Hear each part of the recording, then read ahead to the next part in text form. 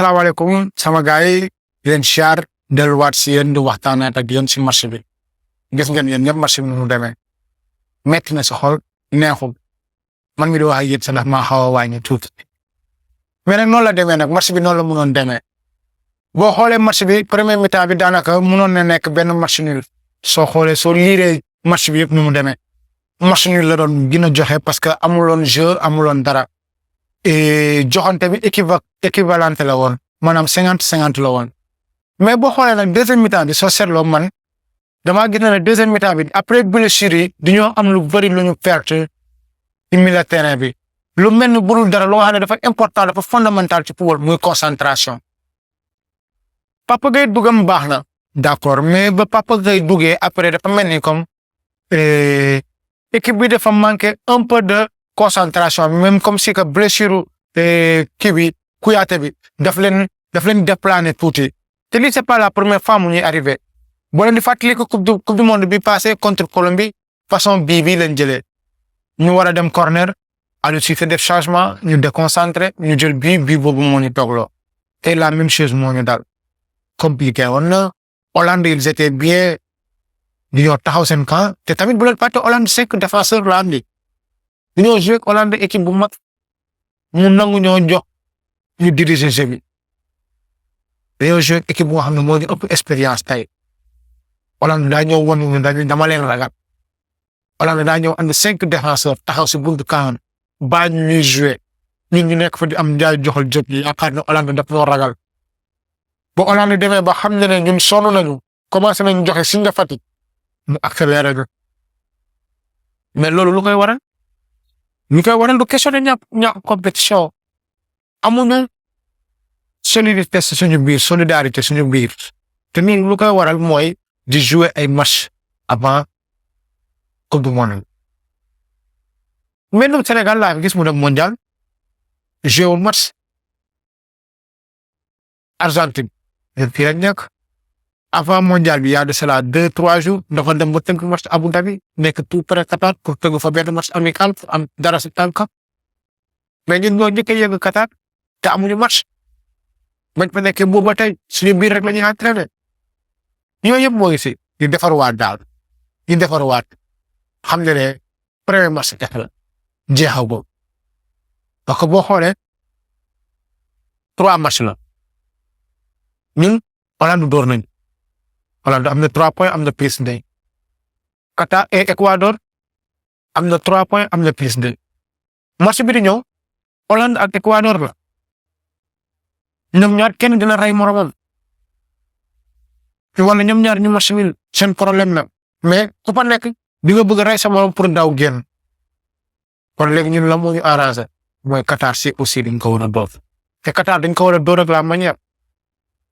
lu tax ma ne dañ ko war a door ak la manière ñun dañoo jël 2 bi ñooy moyen 2 Qatar mooy 2 bi moyen 2 kon ñun lu mu néew ñun Qatar buñ ko amee war nañ ko door 3-4 Qatar duñ ko war a scorer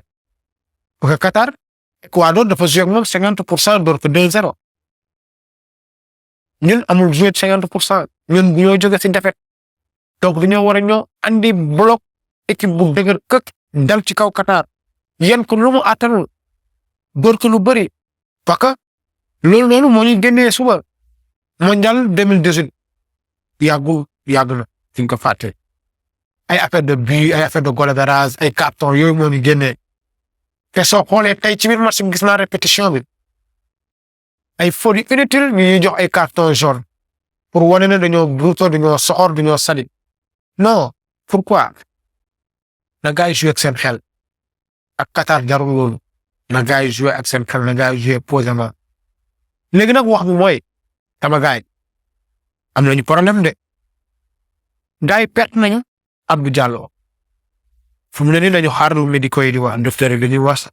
par son bu sur la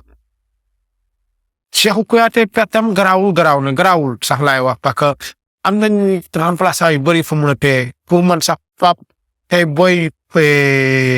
marché bi Pape Gueye dafa waroon football waaye léegi Abdou Diallo am nga Fodé Ballo-Touré daa gaañ Jacobs nee nañ la tey la bokk Abdou Diallo gaañu na Boy Jacob bëgg na mais il était un peu nerveux. ñoo ngi dem ci compétition di am blessure ci biir compétition loolu sama gars yi neexut a dégg problème moo am kon lu waraloon loolu balaa caag doo yóbbu Saliou Ciss nga delloo Abdou Diallo fu mu nekkoon tey dañoo manque solidité ci biir défense bi lu tax ñu manque solidité ci biir défense bi Pape Abdou Ciss il a fait un grand match mais il a fait un match à son niveau. Il a fait un grand match, mais il a fait un match à son niveau. Parce qu'il n'a pas le niveau de Koulibaly. Il n'a pas le niveau de Abdou Diallo. dañu waxante dëgg saa yi baa lay toog saa yi ñëwee équipe nationale baa lay toog wala football Grèce lay football Olympiakos c'est un rob lu la neex nga wax baax na c'est un bon remplaçant mais boo yoree match inutile nga football loo ko boo yoree match inutile am na. boo déggee ñu naan match inutile mooy nga jàpp Bolivie bee keroog nga dóor ko dóor yu métti nga teg sa fer ak sa yëpp ñu naan nii nga yàq ne yow yaay mag loolu match inutile la. match dafa am ay match yoo xam ne remplaçant yi ñoo koy football pour ñu wane seen niveau mais yow match amical titulaire match officiel titulaire bés bu remplaçant bi duggee réet du xam fu muy taxaw tey il a fait un match correct mais si niveau wam alors que boo yóbboon tey keneen nga andi Pape nga andi Abdou Diallo si kii bi il faut ñu réorganiser équipe bi te boo leen xoolee poule bi nekk suñu wet Hollande moo fa nekk de te ñun tànk yi nii tànk deuxième place lañ faral di jënde